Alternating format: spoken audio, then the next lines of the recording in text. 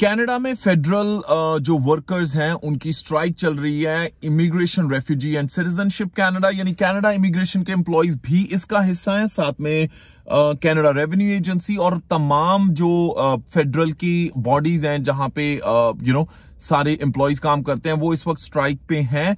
और बहुत सारे लोगों का एक ही क्वेश्चन है कि क्या अब जो वीजाज हैं वो नहीं लगेंगे, इसका कितना ये चीज सच है और what should be the solution और कब तक ये स्ट्राइक खत्म होगी। जैसे हमने पिछली वीडियो में बात की थी उसकी अगली कड़ी आज की इस वीडियो में हम बात करने वाले हैं कि public service alliance of Canada की जो इस वक्त स्ट्राइक चल रही है कब तक जारी रहेंगी और वीजास का स्टेटस क्या रहेगा। तो उसके लिए हमारे साथ देखिए आज की ये वीडियो। सबसे पहले हम बात करते हैं कि ये जो public service alliance of Canada है, ये बॉडी एक ऐसी बॉडी है जो कि यूनियन है हर तरह की कनाडा के जो फेडरल वर्कर्स होते हैं, जैसे इमिग्रेशन, रेफ्यूजी, सिटीजनशिप कनाडा यानी कनाडा इमिग्रेशन, उसके साथ साथ कनाडा रेवेन्यू एजेंसी और सर्विस कनाडा जो सिन नंबर इशू करते हैं।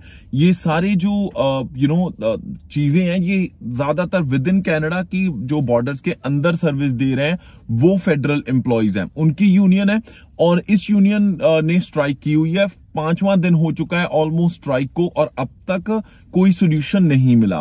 जैसे हमने पहले देखा था जो ट्रेंड आ रहा था वीजास का, इवन दिल्ली एम्बेसी से जिनकी फाइल्स लगी हुई हैं उनके रिजल्ट्स थर्सडे और फ्राइडे को in spite of the strike उनके रिजल्ट्स आए हैं। बट उसके बाद अब जो मंडे का है फिलहाल कोई मूवमेंट ज्यादा देखने को नहीं मिली फाइल्स के ऊपर।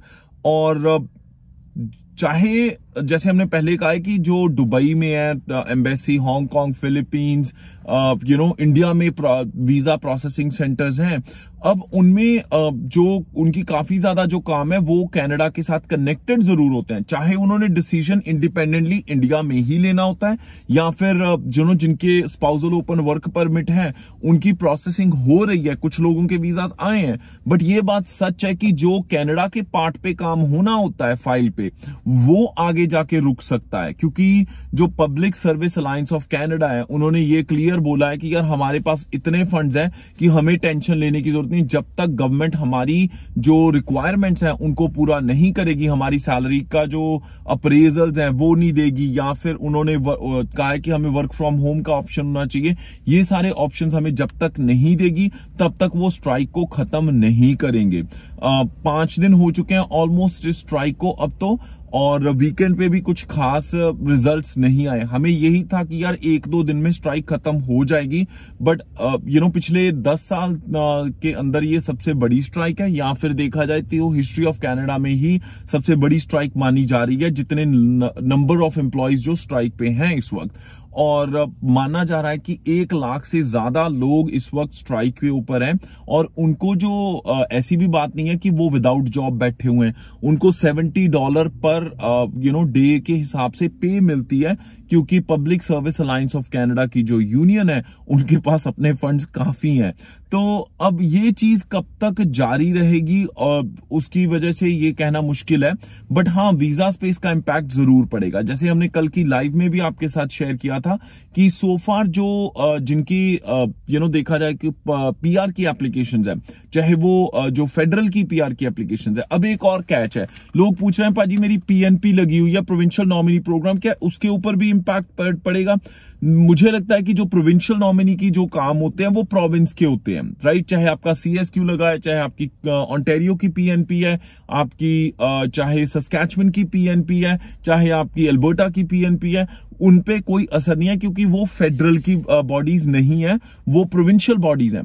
बट हाँ, अगर आपकी पीएनपी लगने के बाद फेडरल में फाइल पड़ी हुई है उस पे टाइम लग सकता है। आपका वर्क परमिट एक्सटेंशन के लिए गया हुआ है, वहां पे टाइम लग सकता है। आपका वीजा स्टैंप होने गया हुआ है, वहां पे टाइम लग सकता है। That can create trouble. But obviously federal employee भी अब ज्यादा हाथ खड़े कर रहे हैं, वो इसलिए वो चाहते हैं कि लोगों को दिक्कत हो। ये बात सच है, वो कहते जरूर है अपने इंटरव्यूज में कि हाँ we don't want to create any problem for Canadians. This is just for government, but government वाले ये सारी सर्विसेज नहीं ले रहे होते हैं, आम लोग ही सर्विसेज ले रहे होते हैं, चाहे वो Canadians विद इन कैनेडा है या फिर people who want to come to Canada, वो सफर जरूर कर रहे हैं और ये चीज लाइफ को इम्पैक्ट जरूर कर रही है। हाँ, अगर आपको कोई ज्यादा इस चीज को लेके रूमर्स क्रिएट किए जा रहे हैं कि वीजास लगेंगे ही नहीं, no visas for Indians right now और no visas for anyone for Canada, तो ऐसी बात नहीं है। ऐसा कोई अपडेट भी इमिग्रेशन की तरफ से नहीं आया कि उन्होंने सारे के सारे प्रोसेसेस बंद कर रखे हैं। उन्होंने ये जरूर कहा है कि यस, जो प्रोसेसिंग है उसमें डिलेज हो सकती हैं, बिकॉज ऑब्वियसली आईआरसीसी के भी जो एम्प्लॉयज हैं they are also on strike, और ट्रेजरी बोर्ड जो कनाडा का है, जो इन सारे फेडरल एम्प्लॉयज को सैलरी पे करता है, दे आर स्टिल नेगोशिएटिंग। अब नेगोशिएशन का कोई रिजल्ट नहीं अब तक आया, और जैसे ही कोई रिजल्ट आता है हमारे इस यूट्यूब चैनल पे हम आपके साथ शेयर जरूर कर लेंगे। आई नो बहुत सारे लोग स्टक हैं इस वक्त स्पाउसल ओपन वर्कर परमिट की फाइल्स को लेके, स्टूडेंट वीजा की फाइल को लेके, वर्कर वीजा की फाइल्स को लेके, या फिर हम बात करते हैं जो दूसरी प्रोसेसिंग फाइल्स की हो रही है। तो यार आप पैनिक मत होइए, आई एम श्योर कोई ना कोई हल निकल जाएगा, और जैसे ही कोई सोल्यूशन निकलता है we will definitely update you about it. तब तक हाँ, जो आपकी प्रोविंशियल प्रोसेस है, जैसे कम्युनिटी प्रोग्राम है, RNIP प्रोग्राम है, उसके ऊपर कोई इंपैक्ट नहीं है। आपकी जो PNPs हैं उनके ऊपर कोई इंपैक्ट नहीं है। अभी जो फाइलिंग है आप दूसरी कंट्री से कर रहे हो, इंडिया से कर रहे हो, पाकिस्तान से कर रहे हो, दुबई से कर रहे हो, कतर से कर रहे हो, उसके ऊपर भी कोई इंपैक्ट नहीं है। You can continue submitting your files. जो प्रोसेसेस ऑब्वियसली उनकी दूसरी कंट्री से होनी है या वीजा सेंटर से होनी है वो चलती रहेंगी। जो कनाडा के विद इन की प्रोसेसेस हैं उनके ऊपर असर इसी तरह बना रहेगा।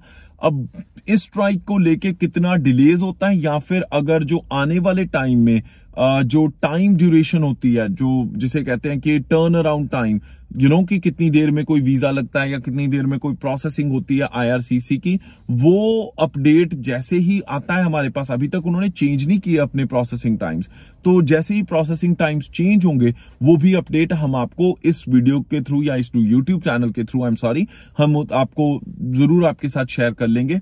बाकी अगर फिर भी कोई क्वेश्चन क्वेरी है, anything we can help you with, any question we can answer. जो दोस्त हमें पहली बार देख रहे हैं जी, हमारी टीम है CICC certified to provide immigration consulting और इमिग्रेशन रिलेटेड सर्विसेज। आपको कनाडा में चाहे स्टूडेंट वीजा पे आना है, वर्क वीजा पे आना है, स्पाउसल ओपन वर्क परमिट की स्पाउसल स्पॉन्सरशिप अप्लाई करनी है, किसी भी चीज के लिए आप हमें कांटेक्ट कर सकते हैं। वीडियो की डिस्क्रिप्शन में हमारी सारी ईमेल्स दे रखी हैं। स्टूडेंट वीजा के लिए हमारी ईमेल है apply@checkcheckservices.com, कनाडा के स्टूडेंट वीजा के लिए। और अगर आपको work permit, tourist visa, spousal sponsorship, PR की फाइल है तो हमारी ईमेल है apply@studybuddycanada.com, apply@studybuddycanada.com। हमारी टीम सर्व करती है मॉन्ट्रियल, नॉर्थ बे, उसके साथ साथ इंडिया के होशियारपुर ऑफिस से। So we are looking forward to serve you. Thank you so much and we will keep you posted about the latest updates through these videos which are related to IRCC strike 2023। जो भी update होगा हम आपके साथ share करते रहेंगे। तब तक हंसदे मुस्कुराते रहो जी। रब राखा।